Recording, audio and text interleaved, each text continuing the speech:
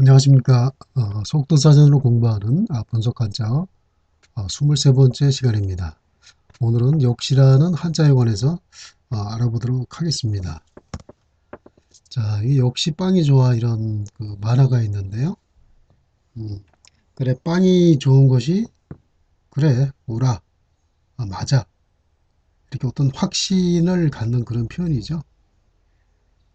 자, 우리가 이제 한자어라는 것은 음, 이렇게 두 개 이상의 한자로 결합된 하나의 단어라고 우리가 말합니다. 어, 이 한자어가 이제 우리말 가운데 굉장히 많이 있는데요. 표준국어 대사전에 보면 한 51만 단어가 한자어라고 합니다. 그 가운데 60%의 한 30만 단어가 한자로 만들어진 한자어인데요.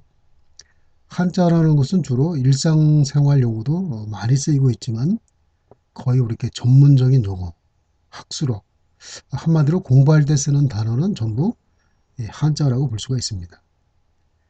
근데 한자어를 표기하는 두 가지의 방법이 있는데요. 자, 이렇게 한자로 표기하는 방법과 또 이렇게 그 발음을 이렇게 표기하는 방법 두 가지가 있습니다. 자, 사실 그 한자어를 이렇게 한글로만 표현하게 되면은 문제가 뭐냐면 사실은 우리가 읽을 수 있지만 그 의미를 정확히 파악한다는 게 상당히 어렵다는 것입니다. 사실 거의 불가능하다고 볼 수가 있죠. 그 분이라는 것은 사실은 여기 보면은 한글 자모음이 결합해서 비읍과 또 모음인 우와, 니은이라는 자음이 결합해서 하나의 발음으로 끝나는 것에 불과합니다.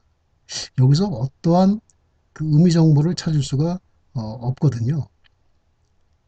사실은 문자의 가장 큰 기능이 뭐냐 하면은 사실은 의미를 전달하는 것인데 한자어를 이렇게 발음만 적어 놓게 되면은 어떤 의미도 요 글자에서는 우리는 찾아볼 수가 없는 것이죠. 이렇게 분자를 보면은 어떤 의미를 담고 있는지 물론 우리도 이제 그것은 학습해야 되겠지만 이것은 학습해도 불가능한 것이죠. 어떤 의미가 있는지 여기 보면은 칼 자체가 있습니다. 칼이라는 것은 어떤 것을 나누는 데 쓰는 그런 도구죠. 그래서 칼만 봐도 이거 나누다와 관련된 뜻이구나. 그것을 우리가 금방 알 수가 있죠. 그 위에 여덟 팔자가 있는데요. 여덟 팔자는 원래 처음에 글자를 만들었을 때는 나누다란 뜻을 표현하기 위해서 만든 글자라고 합니다. 반으로 나누다 이런 뜻인데요. 근데 이 글자가 여덟 팔이란 글자로 가차된 것이죠.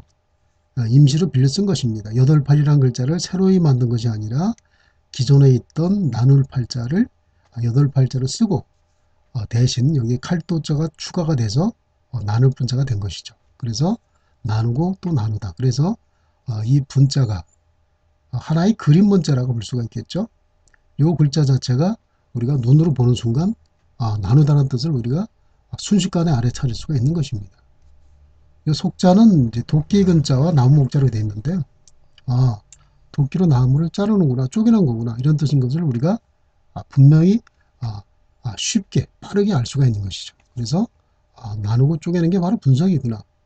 그래서 우리가 한자어를 쉽고 또 정확히 이해하기 위해서는 발음만 가지고선 불가능하다. 그래서 이 발음이 어떤 한자에서 왔는지 그 원을 찾아서 분석하는 것이 바로 분석 한자의 학습의 취지인 것입니다.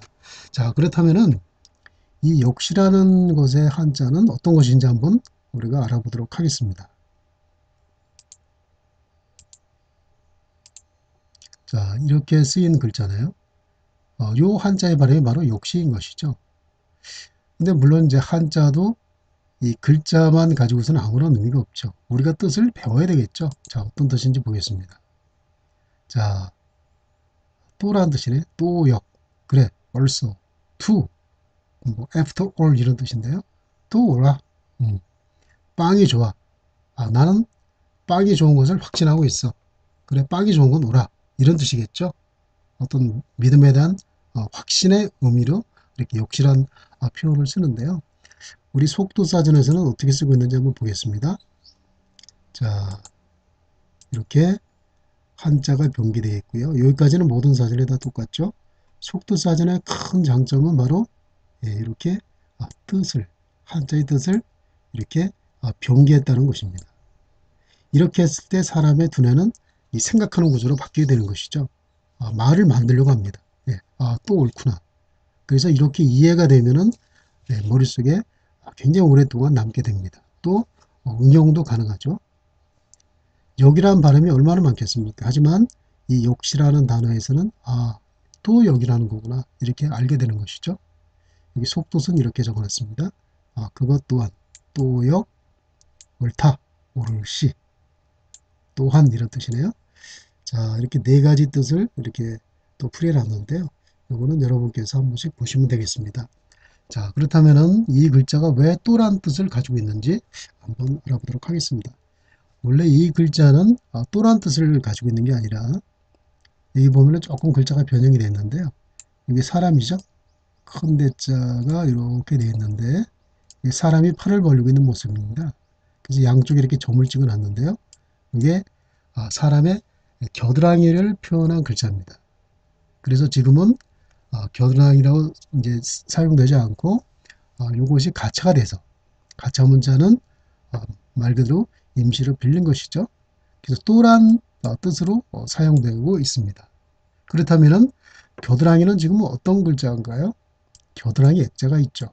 이렇게 육달알변 사람 진짜는 다 이렇게 육달알이 들어가죠. 그래서 밤야자라는 글자와 결합해서 이게 이제 발음 요소를 가지고 있고요. 이거는 이제 뜻을 표현하는 형성 문자죠. 겨드랑이 액이란 뜻입니다. 우리 액취라는 단어가 있는데요. 겨드랑이에서 나는 냄새죠. 이게 바로 이게 이제 코를 뜻하는 거죠. 스스로 잤지만 자, 겨드랑이에서 나는 냄새를 바로 액취라고 합니다. 그렇다면은 요 글자는 어떻게 해서 옳다는 뜻을 가지고 있을까요? 이것도 분해해 보면은 이렇습니다. 여기 해가 있죠. 그리고 요거 밑에는 발을 정자입니다. 발을 정자가 이렇게 원래 이렇게 되어 있는데요. 조금 변형됐죠. 이렇게. 그러니까 한자는 이제 그 쓰는 그 모양을 좀 이렇게 좀 예쁘게 하기 위해서 좀 균형을 잡기 위해서 이렇게 미적 감각을 추가하기 위해서 이렇게 조금씩 이렇게 변형이 되고 있는 것을 우리가 확인할 수가 있죠. 그렇다면 왜 이게 오롯이가 되냐? 태양이 늘 일정한 시간에 뜨지는 않지만 항상 뜨고 있죠. 지구의 역사가 시작되는 순간부터 지금까지 태양은 항상 뜨고 집니다. 그래서 구라은 자체가 정확하고 또 옳다, 바르다 이런 뜻에서 옳다는 뜻이 이렇게 생겨난 것입니다. 자, 그렇다면은 역시와 관련된 그런 단어를 또 한번 찾아보겠습니다. 그 반대가 바로 혹시죠. 혹시, maybe. 그러니까 옳다는 거에 대한 확신이 없는 거죠. 아마 옳을지도 모르겠어. 틀릴 것도 같아. 이런 뜻이죠. 그렇다면은 이 글자가 어떻게 혹시라는 그 의미를 갖고 있는지 한번 우리가 알아보도록 하겠습니다. 원래 이 글자는 여기 보면은 이걸 땅을 뜻하고 있습니다. 지평선을 뜻하고 있는 네, 지평선, 땅의 지평선을 뜻하고 있는데요. 요 네모는 어느 땅의 일정한 지역을 얘기하고 있습니다. 요거는 창을 뜻하는 거죠. 창과를 뜻하고 있습니다. 창으로 일정한 지역을 지킨다. 그런 의미에서 어떤 지역이라는 의미를 갖고 있는데요. 그 글자가 지역이라는 의미를 갖고 있는 글자가 혹시라는 뜻으로 이렇게 가차가 됐습니다. 새로운 글자를 만드는 것이 아니라 요 혹자를 이렇게 혹시라는 뜻으로 빌려서 쓰게 되는 것이죠. 그렇다면은 이 지역, 어떤 땅의 일정한 지역을 뜻하는 글자는 지금 어떻게 쓰고 있을까요? 여기 흑토자가 추가가 돼서 지역할 때 일정한 지역을 나타내다 해서 그 역을 이렇게 지금은 쓰고 있는 것이죠. 자, 오늘은 역시와 혹시 두 글자에 관해서 알아봤는데요. 여러분 어떻습니까? 이렇게 속을 뜯어서 분석해서 보니까 이해가 잘 가시지 않습니까?